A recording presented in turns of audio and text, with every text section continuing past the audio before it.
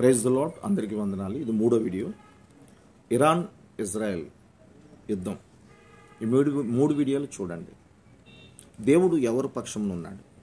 9 కోట్లు ఉన్న ఇరాన్ పక్కన ఉన్నాడా? ఆ దేశం పక్కన ఉన్నాడా? 95 లక్షలు ఉన్న జనాంగము కలిగిన ఈ చిన్న దేశం తరపున ఉన్నాడా అంటే దేవుడు ఆనాడు చెప్పాడు, చిన్న మంద భయపడుకుడి. దేవుడికి స్తోత్రం, హల్లెలూయా. ఖచ్చితంగా మనం కొన్ని విషయాలు చూద్దాం. ఎందుకు ఇజ్రాయెల్ వారు ధైర్యంగా ఉంటారు అంటే దేవుడు వారి పక్షమున ఉన్నాడు. మంచి వారందరినీ దేవుడు ముందుకు నడిపిస్తాడు.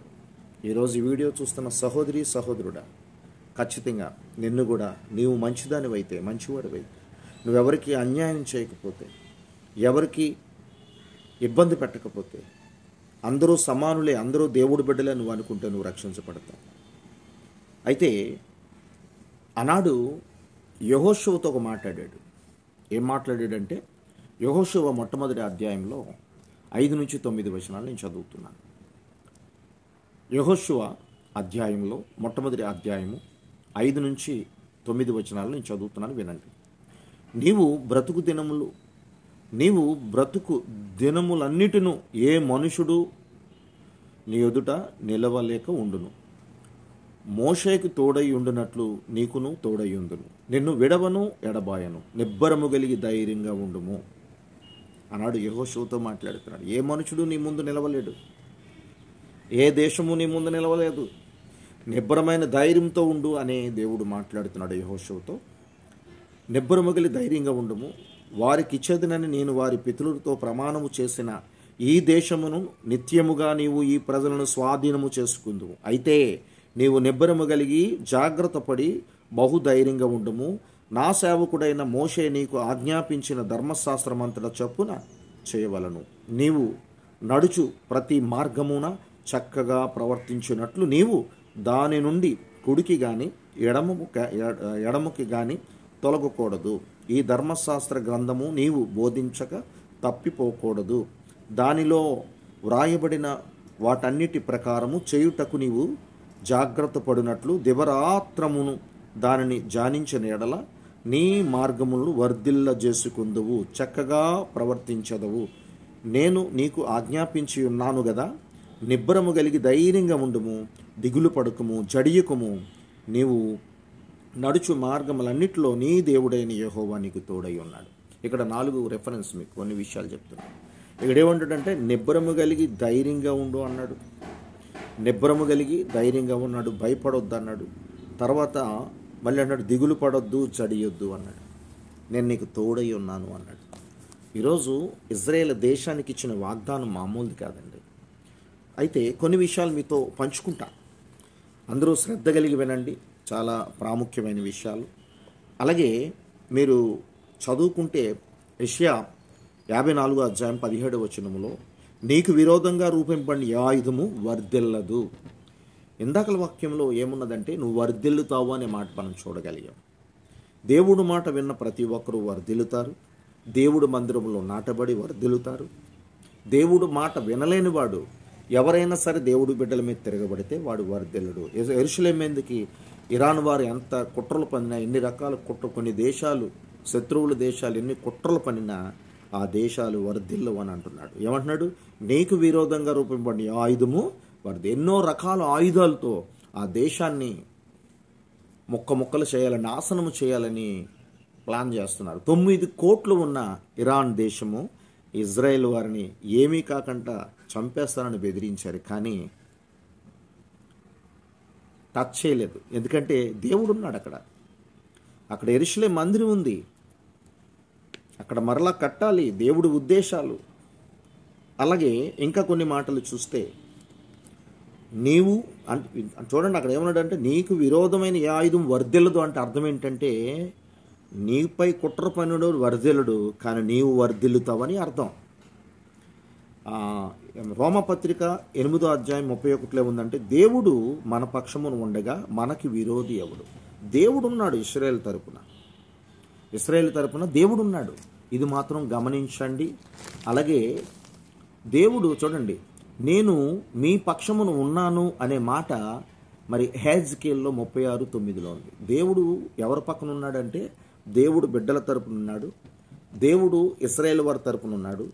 ఎక్కడైనా సరే ఈ భూప్రపంచం మీద ఎక్కడ ఏ ప్రదేశంలో దేవుడు బిడ్డలు ఉన్నారో వారి పక్షమున దేవుడు ఉంటాడు. ఇక్కడ హెజ్కేలు 36:9 క్లియర్గా చెప్పాడు, నేను మీ పక్షమున ఉన్నాను అన్నాడు. అలాగే యెహోషువలో 23:10 ఉంది చూడండి, మీ దేవుడైన యెహోవా మీకిచ్చిన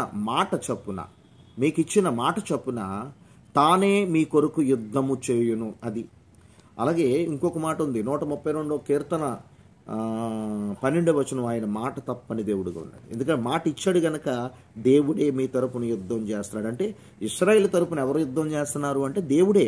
దేవుడితో ఎవరు పెట్టుకోలేరు.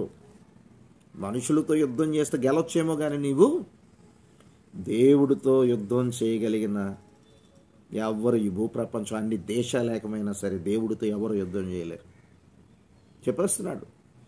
మరొకసారి చూడండి యెహోషువ 23:10 మీ దేవుడైన యెహోవా మీకిచ్చిన మాట చొప్పున తానే మీ కొరకు యుద్ధం చేయను.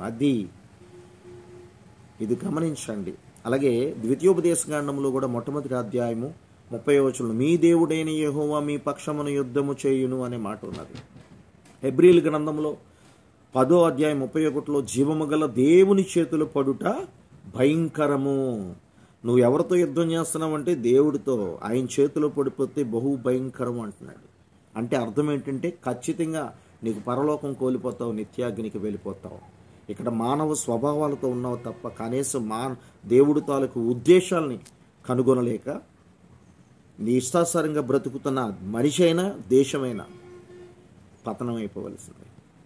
ఈరోజు భారతదేశంలో ఉన్న ప్రజలందరూ కూడా ఇజ్రాయెల్ దేశమే గెలుస్తుందని, ఇజ్రాయెల్ దేశం తరపున దేవుడు ఉన్నాడని ప్రతి దైవ సేవకుడు ప్రార్థన చేస్తున్నాడు.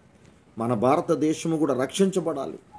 ఇజ్రాయెల్ దేశానికి సపోర్ట్ చేసి ఆ దేవుడు తాలూకా దీవెనలు మనం మెండుగా పొందుకోవాలని, మంచివారిని ఆయన గెలిపిస్తాడని ప్రతి ఒక్కరూ ప్రార్థన చేయాలి. ఈ వీడియో చూస్తున్న ప్రతి ఒక్కరు కూడా మన భారతదేశము కూడా ఇజ్రాయెల్ వారికి సపోర్ట్ చేసి దేవుడు పక్షాన మనందరూ నుంచోవాలని ప్రార్థన చేయండి. తర్వాత ఆయన ఇష్టం. అలాగే బాగా గమనించండి, ఇరాన్ 9 కోట్ల జనాలున్న విజయం లేదు, ఏమి చేయలేదు. ఇజ్రాయెల్ దేశాన్ని ఏం చేయలేదు. 95 లక్షల జనాలు, 1 కోటి కాదు, 95 లక్షల జనాలు ఇశ్రాయేల్ వారు ఉన్నారు. కానీ దేవుడే వారికి విజయాన్ని ఇస్తున్నాడు. ఇంతవరకు ఈ మాటలు వింటున్న నీవు ఖచ్చితంగా తెలుసుకో, దేవుడు మన పక్షమున ఉన్నాడు, మన తరపున యుద్ధం చేస్తాడు. ఇజ్రాయెల్దే విజయం.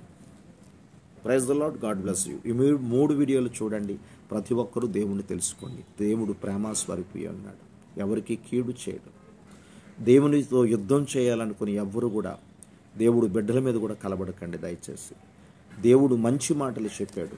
ఈ యొక్క జీవ గ్రంథములో అందరూ మంచిగా బ్రతకండి, ఎవరికి అన్యాయం చేయకండి, అక్రమంతో నింపబడొద్దు, అందరినీ ప్రేమించండి, కులమాతాలు లేకుండా అందరినీ ప్రేమించండి, ఐక్యత కలిగి జీవించండి, అందరినీ ప్రేమించండి.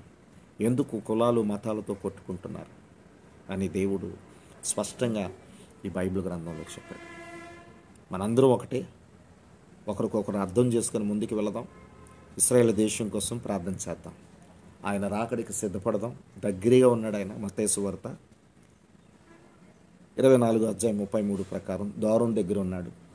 ప్రకటన గ్రంథము 22 అధ్యాయం 7, 12 వచనాల్లో త్వరగా వస్తున్నాడు నీకు నాకు జీతం ఇవ్వడానికి.